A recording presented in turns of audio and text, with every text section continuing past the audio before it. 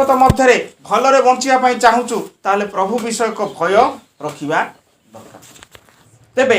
आजिर विषय में कहवाई चाहे संध्या समय प्रभु को दास दासी मानू तथा तांको संतान संतति मानू जे प्रभु विषयक भय दिन बढ़ेब माने कौन आयुष वृद्धि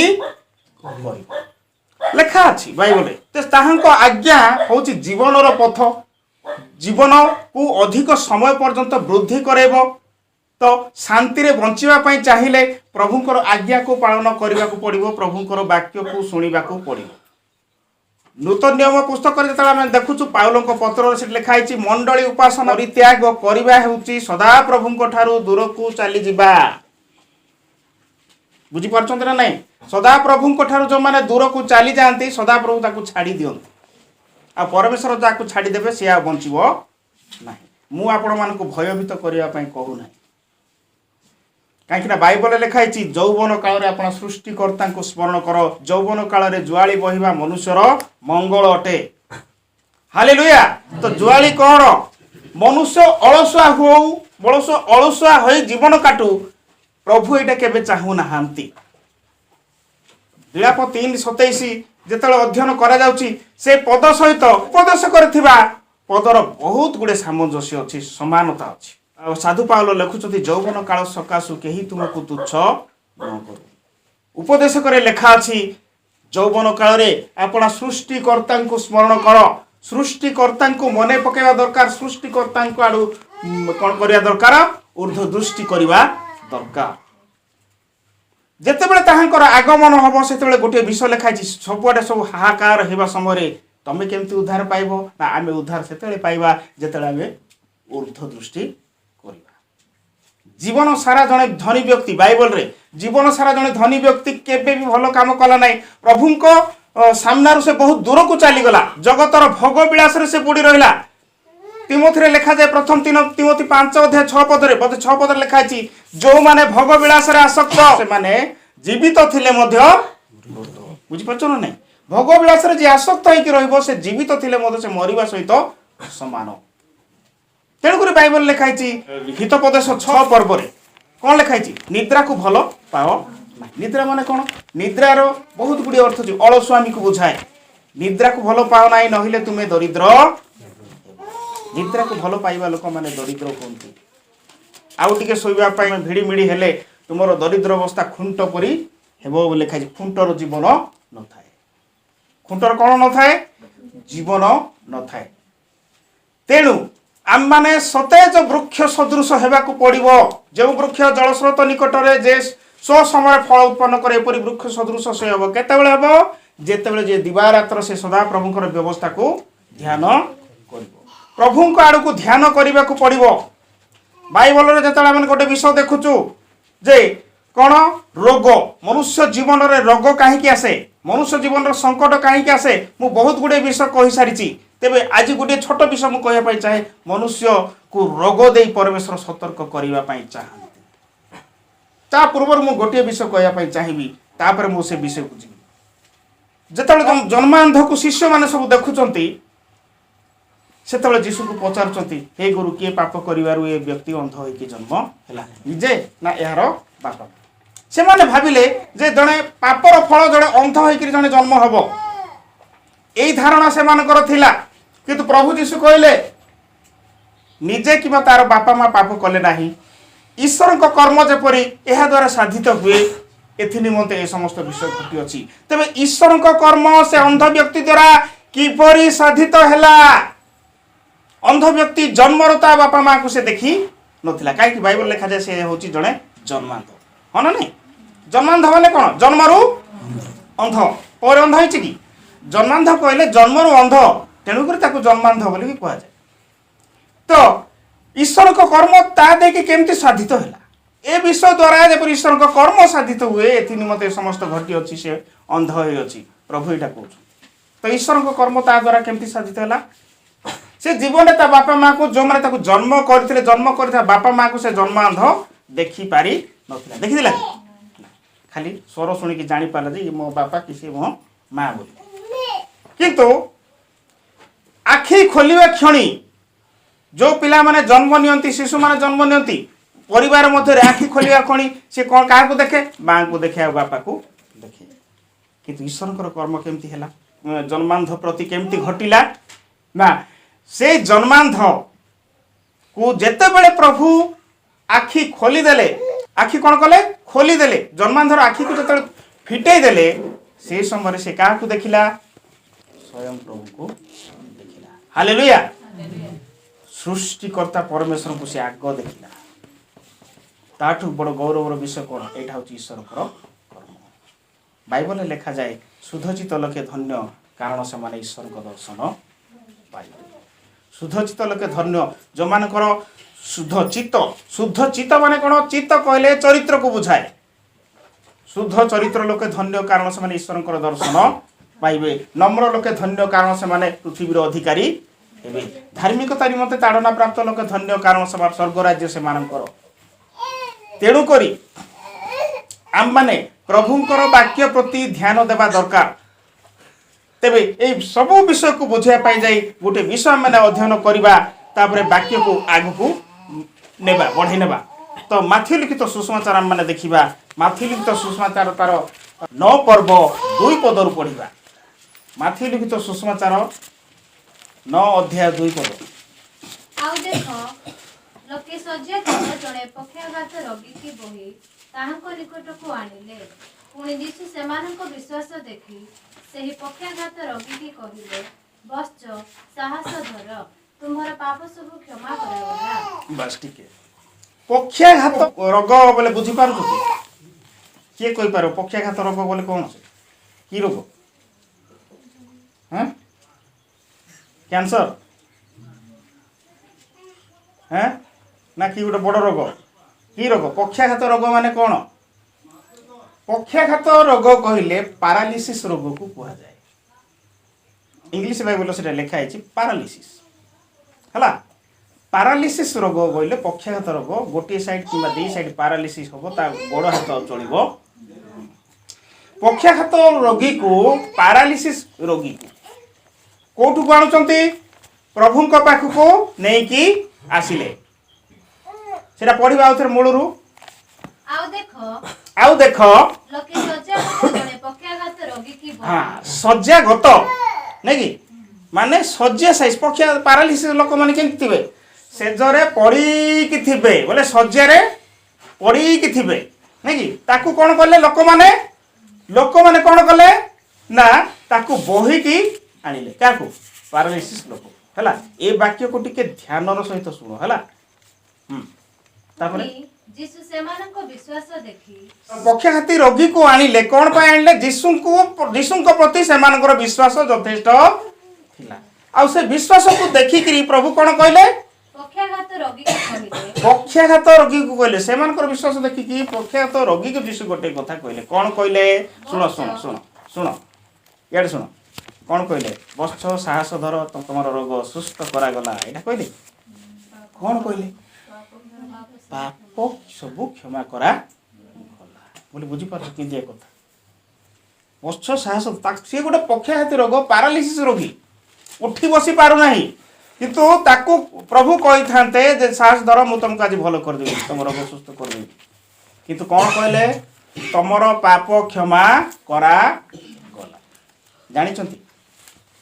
पक्षाघात रोग कहीं हुए पाप जो पापर कारण मध्य रोग अटे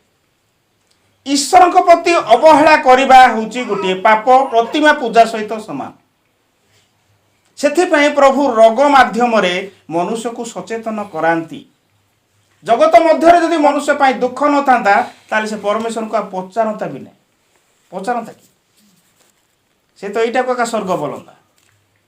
जगतर क्षणिक सुख को स्वर्ग बोलिक प्रचार कर तो पक्षाघात रोगी को लोक मैंने आणुंट प्रभु ताकू कहते बस्छ साहस धर तुम पाप क्षमा करा गला ता अर्थ पापर कारण होउची पक्षाघात रोग तो यही प्रकार अनेक प्रकार रोग अच्छी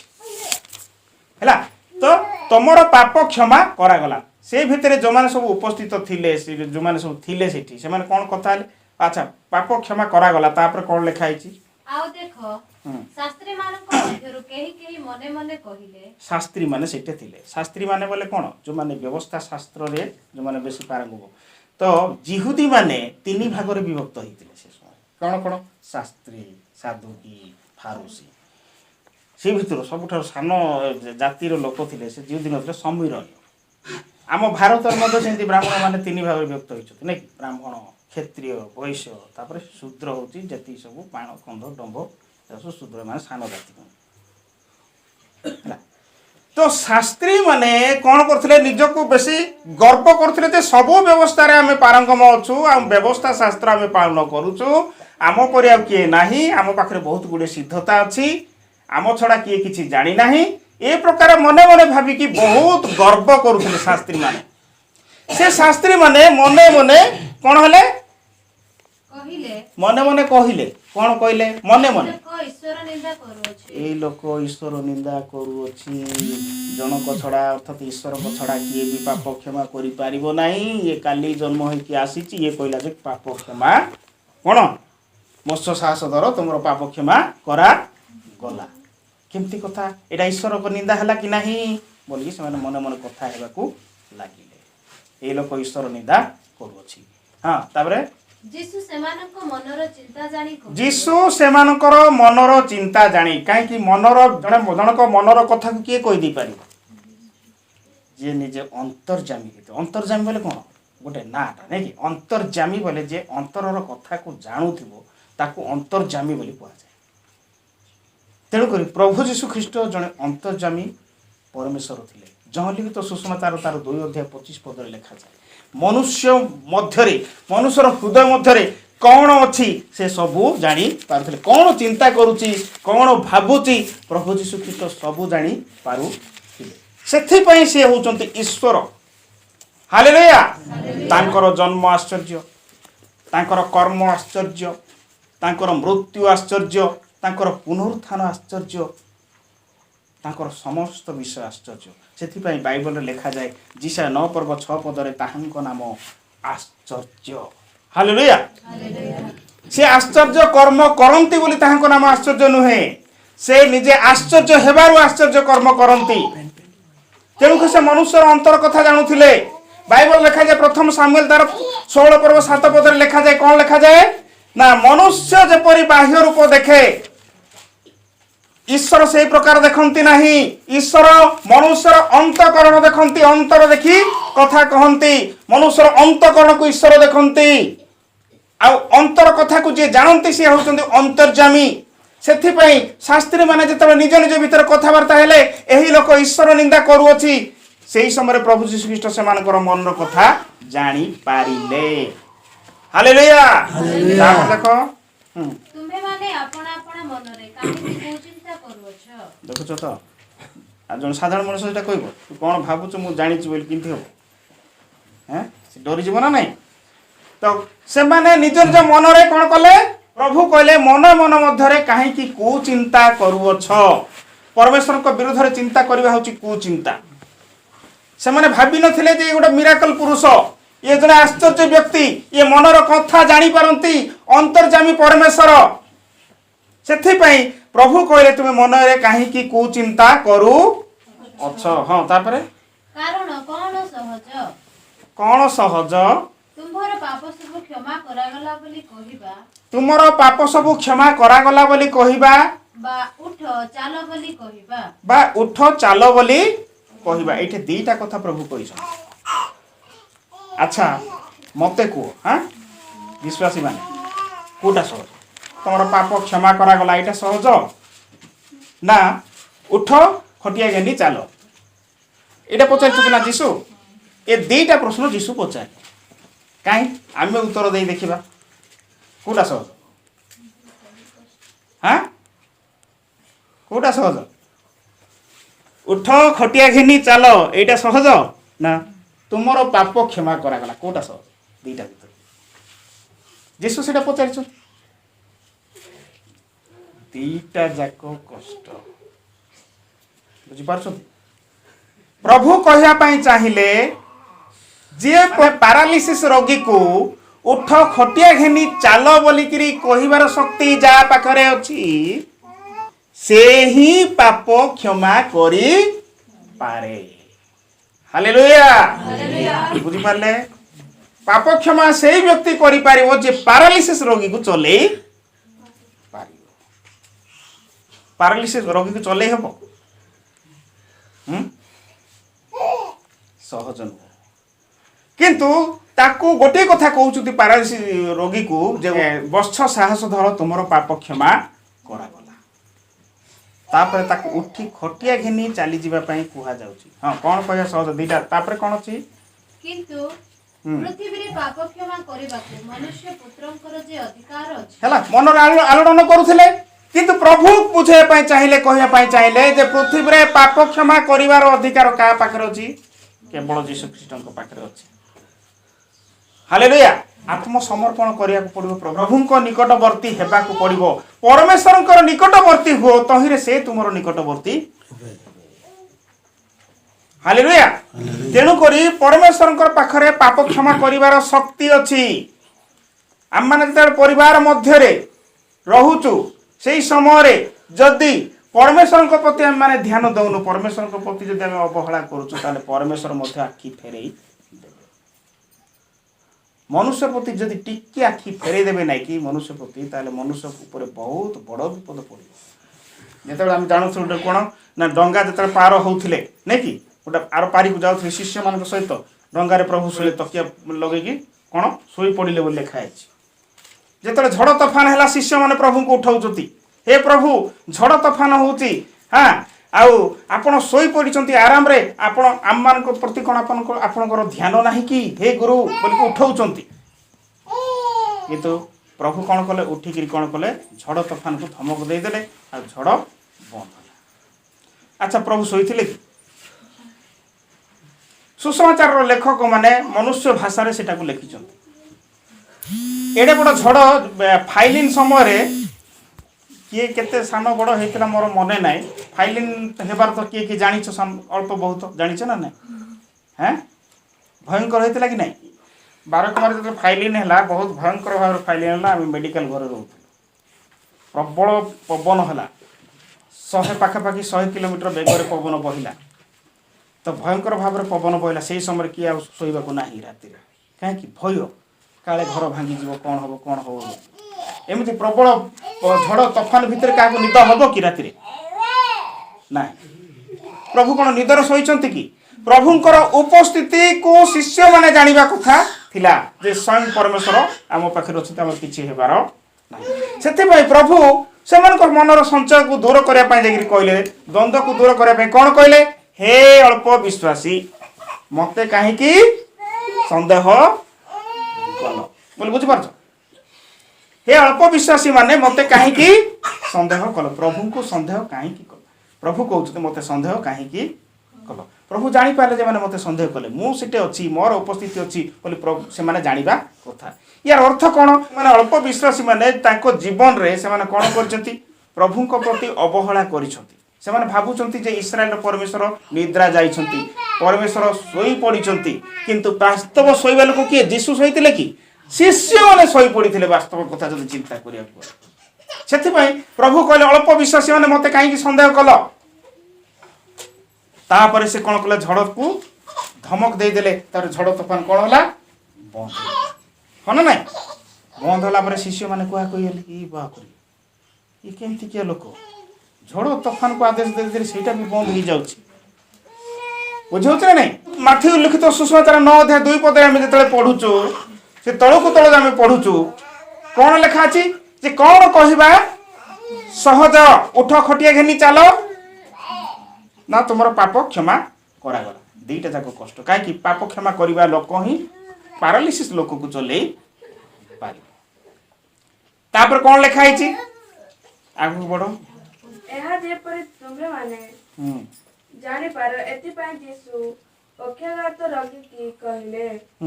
उठ निज खटिया घेनी अपना घर को चली जाओ तापरे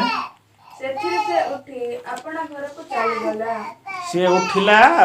निज घर को चली गला बोले पक्षाघात रोगी निज घर को चली गला खटिया घेनी गिर गला 2010 मसिया रे जते बेले କାନାଡ଼ାରୁ ଜଣେ ପ୍ରଭୁଙ୍କର ଜଣେ ଦାସ ଆସିଥିଲେ ଭୁବନେଶ୍ୱର। ସେଠି ଗୋଟେ ବହୁତ ବଡ଼ ମିଟିଂ ହେଉଥିଲା, ପ୍ରୋଗ୍ରାମ ହେଉଥିଲା। ଆଉ ଜଣେ ଫରେନର ଆସିଥିଲେ ପିଟର ୟଙ୍ଗରେନ୍ ବୋଲିକି। ଆଉ ସେ ପ୍ରାର୍ଥନା କରିବା ମାତ୍ରେ ରୋଗୀମାନେ ସୁସ୍ଥ ହେଉଥିଲେ।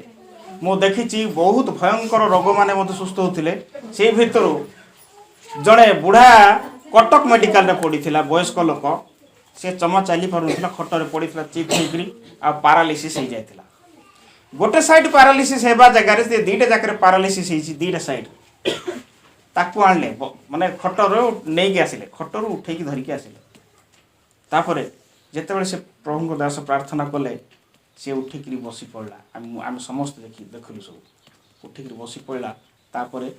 ସେ ମଧ୍ୟ ଏମିତି କହିଲେ, ପ୍ରଭୁଙ୍କ ନାମରେ ଉଠ, ଆଉ ଖଟ ଧରିକି ପଳାଅ। ସେ କ'ଣ କଲା, ଉଠିକିରି ବସି ପଡ଼ିଲା। ତାପରେ ଆସ୍ତେ ଆସ୍ତେ ଠିଆ ହେଲା। ତାପରେ ଖଟକୁ ଧରିଲା। ବୁଝିପାରୁଛନ୍ତି, ଖଟକୁ ଧରିଲେ, ଯେଉଁଟାକି ସେ ବୁଣା ହେଇଥିଲା। କ'ଣ ସେ ବେଲୁର କହିବେ ନାଇଁ, କ'ଣ କହିବେ ସେଟା, ବେଲୁର କହିବେ ନା କ'ଣ, ବେଲୁର ଖଟ। ତ ଲୁହାର, ମାନେ ବେଶୀ ଓଜନ ନାହିଁ, ଟିକେ ହାଲୁକାର। ତ ସେ ନିଜେ ବହିଲା ଆଉ ଧରିକି ଚଲାବୁଲା କଲା। ମୋର ଏଇ କଥା ମନେ ପଡ଼ିଗଲା ଯେ ପ୍ରଭୁ କହିଥିଲେ ଉଠ ଖଟିଆ ଘେନି ଚାଲ, ଏଇଟା ସେଇଟା ଘଟିଲା ବୋଲି। ସେହି ସମୟରେ ଏମିତି ସ୍ମାର୍ଟଫୋନ୍ ନଥିଲା। ମୁଁ ଗୋଟେ ଛୋଟ ଫୋନ୍ରେ ସୁଟିଂ କରିକି ରଖିଥିଲି। ଆଉ ତାକୁ ପଚାରିଲି କେମିତି ଲାଗୁଛି ବୋଲି ପଚାରିଲି ତାକୁ। ଏବେ ଭଲ ଲାଗୁଛି ବୋଇଲା। ତାପରେ କହିଲା ମୁଁ ମାନେ ମୋ ଶରୀରରେ ସମ୍ପୂର୍ଣ୍ଣ ବଳ ଆସିଲା ଭଳିଆ ଲାଗିଲା ବୋଲି କହିଲା। ତାପରେ ତହିଁଆର ଦିନ କ'ଣ ହୋଇଛି, ଗଜପତି ଜିଲ୍ଲାର ହରପ୍ରିୟା ଲିମା ବୋଲିକିରି ଗୋଟେ ଝିଅ, ଯିଏକି ପୁରା ମାନେ ରିକ୍ସାରେ ଚାଲୁଥିଲା, ତା ହାତ ଗୋଡ଼ ଆଉ ଚଳୁ ନଥିଲା, ସେଠି ଥରୁଥିଲା। ତା ପାଇଁ ଯେତେବେଳେ ପ୍ରାର୍ଥନା କରାଗଲା, ସେ ସିଧା ଉଠିକିରି ବସି ପଡ଼ିଲା। ପ୍ରଭୁ କହିଲେ କାହିଁକି ଏଇଟା ହେଲା ନା, ପ୍ରଭୁ କହିଛନ୍ତି ଯେଉଁମାନେ ମୋ ଠାରେ ବିଶ୍ୱାସ କରନ୍ତି ସେ ମୋ ଠାରୁ ମଧ୍ୟ ଅଧିକ ଆଶ୍ଚର୍ଯ୍ୟ କର୍ମ କରିବ। କାହା ପାଇଁ? ପ୍ରଭୁଙ୍କର ଶକ୍ତି ତାଠାରେ ନିର୍ଗତ ହେବ। ପ୍ରଭୁଙ୍କର ଶକ୍ତିରେ ସେମାନେ କ'ଣ ହେବେ, ଶକ୍ତିମାନ ହେବେ। ହାଲେଲୁୟା। ପ୍ରଭୁଙ୍କର ବଳରେ ବଳିୟାନ ହେବେ। ପ୍ରଭୁଙ୍କର ଲୋକମାନେ ପ୍ରଭୁଙ୍କର ବଳରେ ବଳିୟାନ ହେବେ। ତ ପ୍ରଭୁଙ୍କର ଶକ୍ତି ତା ପାଖକୁ ନିର୍ଗତ ହେଲା। ତାପରେ ସେ ଝିଅ ମଧ୍ୟ ସେ କ'ଣ କଲା, ସେ ରିକ୍ସାକୁ ହାତରେ ଉଠେଇଲା। କିଛି କାଲା ଲୋକମାନେ ମଧ୍ୟ ଶୁଣି ପାରୁନଥିଲେ। ତାପରେ ସେମାନେ ମଧ୍ୟ ଶୁଣିବାକୁ ଆରମ୍ଭ କଲେ। ଏମିତି ଭୟଙ୍କର ଆଶ୍ଚର୍ଯ୍ୟ କର୍ମ ଯେତେବେଳେ ହେଲା, ସେତେବେଳକୁ RSS କ'ଣ କଲା, ମିଟିଂଟାକୁ କ୍ୟାନସେଲ୍ କରିବା ପାଇଁ ବହୁତ ଚେଷ୍ଟା କଲା। ତ ତହିଁଆର ଦିନ ପେପରରେ ମଧ୍ୟ ବାହାରି ପଡ଼ିଲା, ପିଟର ବାଣ୍ଟିଲେ ପ୍ରେମର ମନ୍ତ୍ର, ପଙ୍ଗୁ ଦୌଡ଼ିଲା, ଅନ୍ଧ ଦେଖିଲା ବୋଲି ପେପର ହେଡ଼ଲାଇନ୍ ପଳେଇ ଆଇଲା। ଧରିତ୍ରୀ ପେପରରେ ସେଇଟା ବାହାରିଥିଲା। ଆଉ ସେ ପେପର ମଧ୍ୟ ମୁଁ ଏବେ ପର୍ଯ୍ୟନ୍ତ ରଖିଛି, ସେ ସମୟରେ କିଣିକି ରଖିଛି। ହେଡ଼ିଂ ହେଉଛି ପଙ୍ଗୁ ଦୌଡ଼ିଲା, ଅନ୍ଧ ଦେଖିଲା। ହେଲା। ତ ଆଶ୍ଚର୍ଯ୍ୟକର୍ମ ମୋ ଜୀବନ ମଧ୍ୟରେ ଆଶ୍ଚର୍ଯ୍ୟକର୍ମ ମୁଁ ସେଦିନ ଦେଖିବାକୁ ପାଇପାରିଥିଲି 2010 ମସିହାରେ ଭୁବନେଶ୍ୱରରେ। ଆଉ ସେଇ ଦିନଠାରୁ ପ୍ରଭୁଙ୍କ ଦାସମାନଙ୍କୁ ଆସିବା ପାଇଁ ଦେଉନାହାନ୍ତି। RSS ବଜରଙ୍ଗ ଦଳ ଲୋକମାନେ ଯେତେବେଳେ ଦେଖିଲେ, କାହିଁକିନା ସେହି ସମୟରେ ଅନେକ ହିନ୍ଦୁ ଲୋକମାନେ ମଧ୍ୟ ଖ୍ରୀଷ୍ଟିଆନ ହେଇଗଲେ। ବୁଢ଼ା ହିନ୍ଦୁ ଲୋକ ଥିଲା। ତ ଅନେକ ହିନ୍ଦୁ ଲୋକମାନେ ମଧ୍ୟ ଦେଖିକି ଛାନିଆ ହେଇଗଲେ, ଯେଉଁମାନେ ସୁସ୍ଥତା, ଅଧିକାଂଶ 70 ଭାଗ ଲୋକ ହିନ୍ଦୁ ଲୋକମାନେ ଭଲ ହେଇଛନ୍ତି ସେଇଠି, 30 ଭାଗ ଲୋକ ଖ୍ରୀଷ୍ଟିଆନ ଲୋକମାନେ। ସେଇଠୁ ଜାଣିଲେ ପ୍ରକୃତରେ ପରମେଶ୍ୱର ଅଛନ୍ତି ବୋଲି। ତାପରେ ସେମାନଙ୍କର ବିଶ୍ୱାସ ଦିନକୁ ଦିନ ବଢ଼ିବାକୁ ଲାଗିଲା। ଏବେ ପର୍ଯ୍ୟନ୍ତ ମଧ୍ୟ ପ୍ରଭୁଙ୍କ ଠାରେ ବିଶ୍ୱାସରେ ବଢ଼ି ଜୀବନ କାଟୁଛନ୍ତି, ମନ ପରିବର୍ତ୍ତନ ହୋଇକି। ତେବେ ପ୍ରଭୁ ମାଥ୍ୟୁ ଲିଖିତ ସୁସମାଚାର 9 ଅଧ୍ୟାୟ 2 ପଦ ମାଧ୍ୟମରେ କହିବା ପାଇଁ ଚାହାନ୍ତି ଯେ ପାପର କାରଣ ହେଉଛି ରୋଗ। ପ୍ରଭୁଙ୍କ ପ୍ରତି ଅବହେଳା କଲେ ପ୍ରଭୁ ରୋଗ ଦ୍ୱାରା ଆଘାତ କରନ୍ତି। ମୁଁ ଆପଣମାନଙ୍କୁ ଭୟଭୀତ କରିବା ପାଇଁ କହୁନି, ସାବଧାନ କରିବା ପାଇଁ କହୁଛି।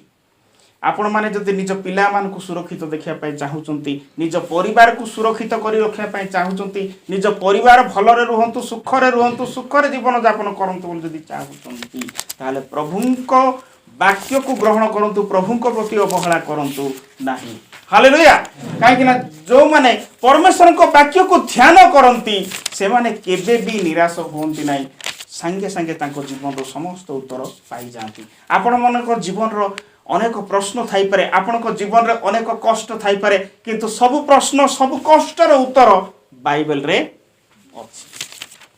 ଯେତେବେଳେ ବାଇବେଲରେ ଆପଣମାନେ ପଢ଼ିବେ, ଆପଣମାନେ ଭରସା ପାଇବେ, ଆପଣମାନେ ବଞ୍ଚିବାର ରାସ୍ତା ପାଇବେ। ବଞ୍ଚିବାର ରାସ୍ତା ବାଇବେଲରେ ହିଁ ଅଛି, ଅନ୍ୟ କୌଣସି ଧର୍ମଶାସ୍ତ୍ରରେ ନାହିଁ। କାହିଁକିନା ବାଇବେଲ ସହିତ ପରମେଶ୍ୱରଙ୍କ ଲୋକମାନଙ୍କ ଉପରେ ହିଁ ଅଧିକାଂଶ ତାଡ଼ନା ହେଉଛି। କାହିଁ ଯେଉଁ ବିଷୟ ଉପରେ ଅଧିକ ତାଡ଼ନା ହେବ ସେଇଟା ହେଉଛି ସତ୍ୟ ବିଷୟ, ଆଉ ସତ୍ ବିଷୟ ଉପରେ ଅଧିକ ତାଡ଼ନା ହୁଏ। ଏ କଥା ବାଇବେଲରେ ହିଁ ଲେଖା ହେଇଛି। ଦ୍ୱିତୀୟ କରନ୍ତି ଯେ ଈଶ୍ୱରଙ୍କର ଆଲୁଅ, ଈଶ୍ୱରଙ୍କର ବାର୍ତ୍ତା ईश्वर वाक्य जेपरी प्रकाशित न हुए से कौन कर जगतपति नहीं कि ज्ञान चक्षु को कौन कर अंध करके रखी समस्ते ईश्वर को निमंते समस्ते ज्ञान पाइबे नहीं जो मैंने ईश्वर को अन्वेषण करेंगे ईश्वर से ईश्वर कौन करेंगे दर्शन देवे ईश्वर उपस्थिति से मध्य ही हम ईश्वर को अन्वेषण जो मैंने करती सिफनियो 2 अध्याय प्रथम पदरे लिखा जाए जे हे देशर नम्र लोक माने तमे माने धर्मर अन्वेषण कर परमेश्वर अन्वेषण कर तार ईश्वर जो पर्यंत ईश्वर उद्देश्य मिलूची से पर्यंत ईश्वर को कौन कर खोज हालेलुया मु द्वार थाई आघात करूची जो द्वार फिटे दब मु ता पाखकू प्रभु जाचिक केबे आसीबे बुझी पारछन्ते ना नहीं तेणुक प्रभु को अन्वेषण करिया को पड़िबो प्रभु को आड़ ध्यान करिया को पड़िबो परमेश्वर को आड़ को ध्यान करिया को पड़िबो ताहाले जाकि आमे केबे भी मलिन पड़िबा नाही केबे भी निराश हेबा नाही मु जतबेले निराश मन करे केते मु जतबेले डिप्रेशन मन करे सेतबेले कोन करे प्रभुंकर वाक्य को मु मने पकाय जे प्रभु भरोसा वाक्य देइछन्ति आ जो माने प्रभु को अन्वेषण करंती नाही से माने वाक्य सुनिले भी से को भल लागिबो नाही काहे कि सेमानकर मन वाक्य आडा रहइबो नाही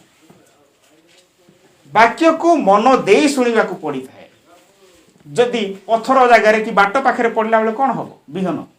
वाक्य हूँ विहन सदृश पड़ला बेले कौन हम चढ़ई मैंने आसिक खाई आउ आत्मिक जीवन परिपक्वता आसब ना जगत में आज अनेक समस्या आसूची कौन पाई प्रभु समस्या माध्यम लोक मान कहवाई चाहती सावधान करने चाहती मिश्र ये घटना घटी 10 प्रकार कौन है महामारी है तथापि लोक सचेतन हेले ना तो कौन हेले जो मैंने मशाहारण कथा शुणिले ना ध्वंस हेले सुफसागर भितर कौन हेले बुझे ना नहीं सुफसागर केते हाइट थिले जानिछ 900 फुट सुफसागर रे बुढ़ी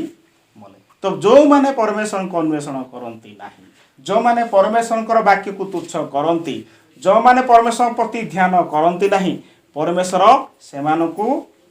कौन करिवे को मुहूर्त से माने चली हिजकियो राजांकर कथा को मने पकातु हिजकियो राजांकर कथा कौन हिजकियो जो सब कर्म करते जो से शुणिले जे हिजकियो मरवे बोलिक हिजर मरवा समस्त को डर सेते से परमेश्वर को निकट रोदन कले कांदिले तापर परमेश्वर कौन कले तार आयुष को वृद्धि कले केते वर्ष 15 वर्ष हालेलुया जदि आमे दीर्घायु हेबा पई चाहूचु परमेश्वर को ठारे बंचिबा पई चाहूचु शांति रे आत्मिक भावरे भल भावरे परिवार रे शांति चाहूचु जदि जगत मध्य रे शांति रे बंचिबा पई चाहूचु धैर्यर सहित बंचिबा पई चाहूचु ताले परमेश्वर को अन्वेषण करिबा को पड़िबो कहीं आमर अवहेलार कारण रोग आम पापर कारण रोग माध्यम आसे से पक्षाघाती रोगी को कहले जे तुमर पाप क्षमा करागला कहीं से पाप करिथिबारु ताकू पक्षाघात रोग होइतिला दैट मीन्स से तेणुक ताकू क्षमा करागला रोगरू जड़े आरोग्य है माने तार पापरू से कौन है क्षमा पाइला प्रभु आपण मानक आशीर्वाद करंतु ए वाक्य माध्यम आशा करुच्ची भल भाव आपण मैंने शुणी तो ये वाक्य को हृदय ग्रहण कर शुणिले आ गोटे आड़े छाड़देले किसी हेब ना आज मुझे कथा कहती जेहेतु वाक्य को आम मैंने शुणा हृदय रखा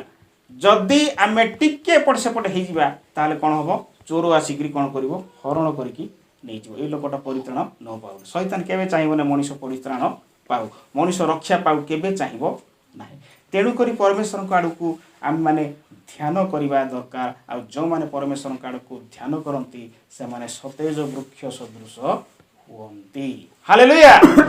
हालेलुया प्रभु ए वाक्य उपर गौरव पांतु आ आपण आशीर्वाद करंतु।